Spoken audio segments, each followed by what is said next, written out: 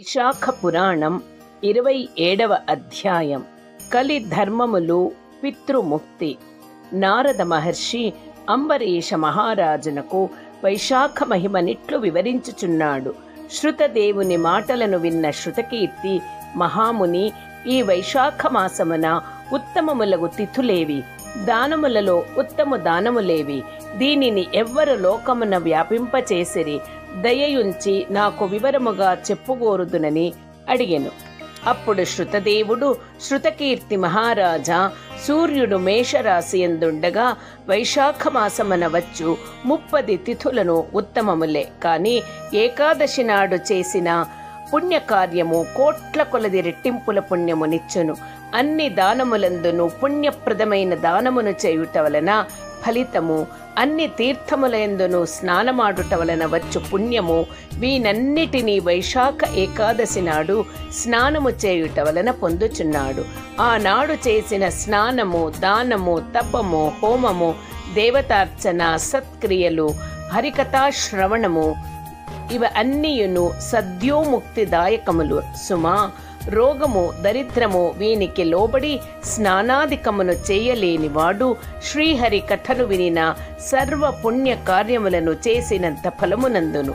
పవిత్రమగు వైశాఖమందలి దినములను జలాశయములు దగ్గరగా నుండి శరీరము బాగున్నను స్నానాధికము చేయక గడిపినవారు, గోహత్య, కృతజ్ఞత, తల్లిదండ్రులకు ద్రోహము చేయుట, తనకు తానే అపకారము చేసుకొనుట మున్నగు వానిని చేసినంత పాపమునందును శరీరారోగ్యము సరిగా లేనిచో శ్రీహరిని మనసున తలుపవలెను. వైశాఖమాస కాలము సద్గుణాకారము, సర్వ పుణ్య ఫలప్రదము. సజ్జనులను, దయావంతులు ఇట్టి పవిత్ర కాలమున శ్రీహరిని సేవింపవారెవరుందురు? ఎవరు నుండరని భావము. దరిద్రులు, ధనవంతులు, కుంటివారు, గ్రుడ్డివారు, నపుంసకులు, విధవలు, విధురులు అంటే భార్య లేనివారు, స్త్రీలు, పురుషులు, బాలురు, యువకులు, వృద్ధులు, రోగిష్ఠివారు వీరందరూ యథాశక్తిగా నాచరించి తరింపదగిన పుణ్యకాలము వైశాఖమాస కాలము. సర్వధర్మ కార్య ఫలప్రాప్తికి మూలమైన వైశాఖ మాసమున ధర్మ కార్యములను, స్నాన దానాదులను చేయువారును సర్వోత్తములు. ఇట్లు మిక్కిలి సులభములకు వైశాఖ మాస ధర్మముల నాచరింపని వారు సులభముగా నరక లోకములకు పాపాత్ములై చేరుదురు. సందేహము లేదు. పాలను తరచి సారభూతముగా వెన్నను తీసినట్లుగా సర్వ పాపములను హరించి సర్వ పుణ్యములనిచ్చు తిథిని చెప్పుదును వినుము. మేషరాశి యందు సూర్యుడుండగా పాపముల నివారించుచు పితృదేవతలకు మిక్కిలి ప్రీతిని కలిగించు తిథిని చెప్పుదును. ఆ తిథినాడు పితృదేవతలకు తర్పణాది శ్రాద్ధమును చేసిన గయలో 1,000,000 మార్లు పిండ ప్రదానము చేసిన పుణ్య ఫలము కలుగును. ఈ విషయమున సావర్ణి మనువు భూమిని పరిపాలించుచుండగా నరక లోకమున పితృదేవతలకు చెందిన కథ ఒకటి పెద్దలు చెప్పినది కలదు వినుము. 30 కలియుగములు గడిచిన తరువాత సర్వధర్మ విహీనమగు ఆ నర్తదేశమున ధర్మవర్ణుడను బ్రాహ్మణుడు ఉండెను. 31వ కలియుగమున ప్రథమ పాదమున ప్రజలందరూ వర్ణ ధర్మములను విడిచి పాపకార్యములయందు ఆసక్తులయ్యుండిరి. ఇట్టి పాప పంకిలమగు దేశమును విడిచి ధర్మవర్ణుడు పుష్కర క్షేత్రమున మౌన వ్రతముతో మునులు సత్రయాగమును చేయుచుండగా చూడబోయెను. కొందరు మునులు కూర్చొని పుణ్యకథా ప్రసంగములను చేయుచుండగా ధర్మవర్ణుడ చుటకి చేరిన. అచటనున్న మునులు కర్మలయంద ఆసక్తి కలవారై యుగమును మెచ్చుచు ఇట్లనిది. కృత యుగమున సంవత్సర కాలమున నియమనిష్టలతో భక్తి శ్రద్ధలతో చేసిన వచ్చునంతటి పుణ్యము త్రేతాయుగమున 1 మాసము చేసిన వచ్చును. ద్వాపర యుగమున 1 పక్షము చేసినంతటి పుణ్యము వచ్చును. కానీ దానికి 10 రెట్ల పుణ్యము కలియుగమున శ్రీ మహావిష్ణువును స్మరించితే వచ్చును. కావున కలియుగమున చేసిన పుణ్యము 1,000,000 గుణితము. దయా పుణ్యములు, దాన ధర్మములు లేని ఈ కలియుగమున శ్రీహరిని ఒక్కమారు స్మరించి దానమును చేసినచో కరువు కాలమున అన్నదానమును చేసిన వానివలే పుణ్యలోకములకు పోవుదురు అనియును కొనుచుండిరి. ఆ సమయమున నారదుడచుటకు వచ్చెను. అతడు ఆ మునుల మాటలను విని ఒక చేతితో శిష్ణమును మరొక చేతితో నాలుకను పట్టుకొని నవ్వుచూ నాట్యము చేయసాగెను. అచటనున్న మునులు ఇట్లేల చేయుచున్నావని అడుగగా నారదుడిట్లు అనెను, మీరిప్పుడు చెప్పిన మాటలను బట్టి కలియుగము వచ్చినదని తెలిసి ఆనందమును పట్టలేక నాట్యమాడుచూ నవ్వుచున్నాను. మనము అదృష్టవంతులము. స్వల్ప ప్రయాసతో అధిక పుణ్యమునిచ్చు గొప్ప యుగము కలియుగము. ఈ కలియుగమున స్మరణము చేతనే సంతోషించి కేశవుడు క్లేశముల నశింపచేయువనిన సంతోషము నాపుకొనలేకపోతిని. మీకొక విషయమును చెప్పుచున్నాను వినుడు. శిష్ణమును నిగ్రహించుట కష్టము, అనగా సంభోగాభిలాషను నిగ్రహించుకొనుట కష్టము. నాలుకను రుచి చూచుటను నిగ్రహించుట కష్టము, అనగా తిండిపై ధ్యాసను తగ్గించుకొనుట కష్టము. కలియుగమున భోగాభిలాష, తిండి ధ్యాస వీనిని నిగ్రహించుకొనుట మిక్కిలి కష్టము. కావున నేను శిష్ణమును నాలుకను పట్టుకుంటే అని నారదుడు వివరించెను. మరియు ఇట్ల నేను శిష్ణమును జిహ్వను నిగ్రహించుకొన్నచో పరమాత్మయగు శ్రీహరి దయ ఈ యుగమున సులభ సాధ్యము. కలియుగమున భారతదేశము వేద ధర్మములను విడిచి ఆచార వ్యవహార శూన్యమైనది. కావున మీరీ దేశమును విడిచి ఎచ్చటకైనను వెళ్ళుడు. నారదుని మాటలు విని అజ్ఞాంతమున వారందరూ తమకిష్టమైన ప్రదేశములకు వెళ్ళిరి. ధర్మవర్ణుడును భూమిని విడిచి మరి ఒక చోట నుండెను. కొంతకాలమైన తరువాత వానికి భూలోకమెట్లున్నదో చూడవలెనని అనిపించెను.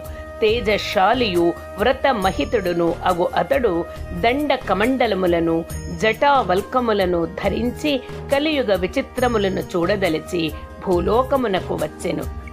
భూలోకమున జనులు వేద బాహ్యమైన ప్రవర్తన కలిగి పాపములనాచరించుచు దుష్టులయ్యుండిరి. బ్రాహ్మణులు వేద ధర్మములను విడిచిరి. శూద్రులు సన్యాసులైరి.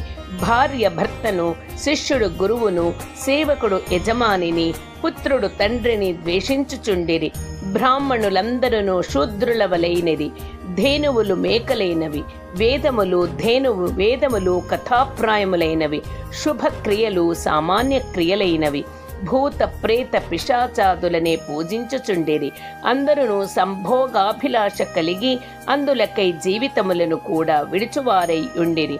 తప్పుడు సాక్ష్యములను చెప్పువారు, మోసగించు స్వభావము కలవారుగును అగి ఉండిరి.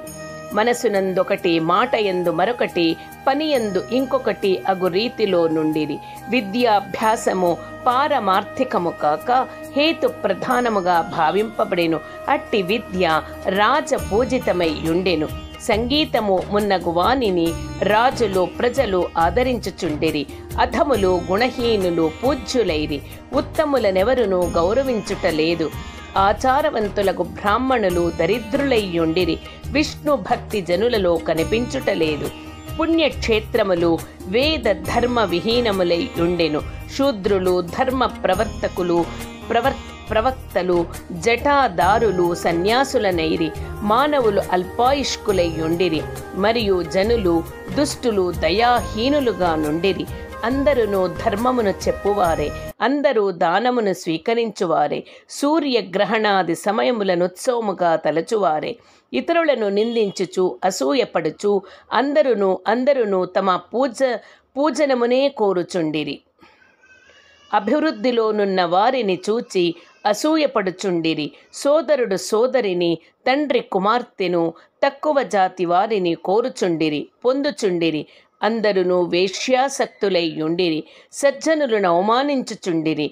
పాపాత్ములను గౌరవించుచుండిరి. మంచి వారిలోనున్న కొద్దిపాటి దోషమును పెద్దదిగా ప్రచారము చేయుచుండిరి. పాపాత్ముల దోషములను గుణములని చెప్పుచుండిరి. దోషమునే గుణములుగా జనులు స్వీకరించిరి. జలగ స్తనముపై వ్రాలి పాలను త్రాగదు, రక్తమునే త్రాగును. అట్లే దుష్టులు గుణములను కాక దోషములనే స్వీకరింతురు. ఓషధులు సారహీనములయ్యెను. ఋతువులు వరుసలు తప్పెను, అనగా ధర్మములను విడిచినవి. అంతట కరువు ఉండెను. కన్యలు గర్భవతులగుచుండిరి. స్త్రీలు తగిన వయసున ప్రసవించుటలేదు. నటులు నర్తకులు వీరి యందు ప్రజలు ప్రేమ నందియుండిరి. వేదాంత శాస్త్రాదుల యందు పండితులను సేవకులనుగా ధనవంతులుగా చూచుచుండిరి. విద్యావంతులకు బ్రాహ్మణులు ధర్మహీనులను సేవించి ఆశీర్వదించుచు అవమానించిన ధనమధాంధులను నీచులను ఆశీర్వదించిన దానికి ఫలముండదు కదా. వేదములయందు చెప్పిన క్రియలను శ్రాద్ధములను శ్రీహరి నామములను అందరూ విడిచిరి. శృంగారమున ఆసక్తి కలవారై అట్టి శృంగారు కథలనే చదువుచుండిరి. విష్ణు సేవ, శాస్త్ర చర్చ, యాగ దీక్ష, కొద్దిపాటి వివేకము, తీర్థయాత్ర, దాన ధర్మములు కలియుగమునే చుటూనూ లేవు. ఇది మిక్కిలి చిత్రముగా నుండెను. ధర్మవర్ణుడు భూలోకముననున్న కలియుగ విధానమును చూచి మిక్కిలి భయపడెను. పాపమును చేయుట వలన వంశనాశనమును గమనించి మరి ఒక ద్వీపమునకు పోయెను. అన్ని ద్వీపములను చూచి పితృలోకమును చూడపోయెను. అచటనున్న వారు కష్టతరములకు పనులను చేయిచు మిక్కిలి శ్రమ పొందుచుండిరి. క్రిందపడి ఏడ్చుచుండిరి. చీకటి గల నూలిలో పడి గడ్డి పరకను పట్టుకుని నూతిలో పడకుండా వ్రేలాడుచుండిరి. వారికి క్రింద భయంకరమగు చీకటియుండెను. ఇంతకన్నా భయంకర విషయమును చూచెను. ఒక ఎలుక పితృదేవతలు పట్టుకొని వ్రేలాడుచున్న గడ్డి పరకను 3 వంతులు కొరికివేసెను. గడ్డి పరకను పట్టుకొని వ్రేలాడు పితృదేవతలు క్రిందనున్న భయంకరమగు అగాధమును చూచి పైన ఎలుక గడ్డిని కొరికవేయుటను చూచి దీనులై దుఃఖించుచుండిరి. ధర్మవర్ణుడను దీనులై యున్నవారిని చూచి జాలిపడి మీరీ నూతియందు ఎట్లు పడిరి? ఎట్టి కర్మను చేయుటచే మీకెట్టి పరిస్థితి కలిగెను? మీరే వంశము వారు? మీకు విముక్తి కలుగు మార్గమేమైనా నున్నదా? నాకు చెప్పుడు, చేతనగు సాయమును చేయుదును అని అడిగెను. అప్పుడు వారు, ఓయి మేము శ్రీవత్స గోత్రీయులము. భూలోకమున మా వంశమున సంతానము లేదు. అందువలన పిండములు శ్రాద్ధములను లేక దీనులమై బాధపడుచున్నాము. మేము చేసిన పాపములచే మా వంశము సంతానము లేకయున్నది. మాకు పిండము నిచ్చువారు లేరు. వంశము క్షీణించినది.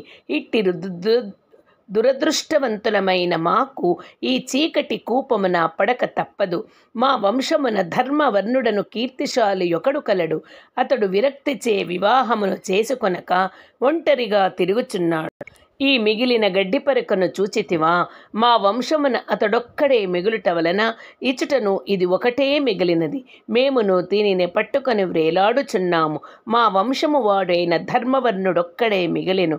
దానికి ప్రతీకగా పితృలోకముననున్న మాకును ఈ గడ్డిపరక ఒక్కటే మిగిలినది. అతడు వివాహము చేసుకొనకపోవుటచే సంతానము లేకపోవుటలన ఈ గడ్డికి అంకురములు లేవు. ఈ ఎలుక ఈ గడ్డిని ప్రతి దినము తినుచున్నది. ఆ ధర్మవర్ణుడు మరణించినను తర్వాత ఈ ఎలుక మిగిలిన ఈ గడ్డి ముక్కను తినివేయును. అప్పుడు మేము అగాధము భయంకరమగు కూపమున పడుదుము. ఆ కూపము దాటరానిది, చీకటితో నిండినది. కావున నాయన భూలోకమునకు పోయి మా ధర్మవర్ణుని వద్దకు పోయి మా ధైర్యమును వివరింపుము. మేము వాని దయకెదురు చూచుచున్నామని చెప్పి వివాహమాడుటకంగీకరింపచేయుము. నీ పితృదేవతలు నరకమున చీకటి కూపమున పడియున్నారు. బలవంతమైన ఎలుక మిగిలిన ఒక గడ్డి పరకను కొరుకుచున్నది. ఆ ఎలుకయే కాలము. ఇప్పటికి ఈ గడ్డిలో 3 వంతులు అయిపోయినవి. 1 వంతు మిగిలినది. ఆ మిగిలినది నీవే. నీ ఆయువును గతించుచున్నది. నీ ఉపేక్షించినచో మావలెనో నీవును మరణించిన తరువాత ఇట్లే మాతో బాటు ఇందు పడగలవు. కావున గృహస్థ జీవితమును అవలంబించి సంతతిని పొంది వంశవృద్ధిని చేసి మమ్ము నూతిలో పడకుండా రక్షింపుమని చెప్పుము. పుత్రులెక్కువ మందిని పొందవలెను. వారిలో నొకడైనను గయకు పోయి పిండ ప్రదానము చేయును. అశ్వమేధ యాగమును చేయవచ్చును. ఆయా మాస వ్రత విధానమున మాకు దానము శ్రాద్ధము మున్నగునవి చేయవచ్చును.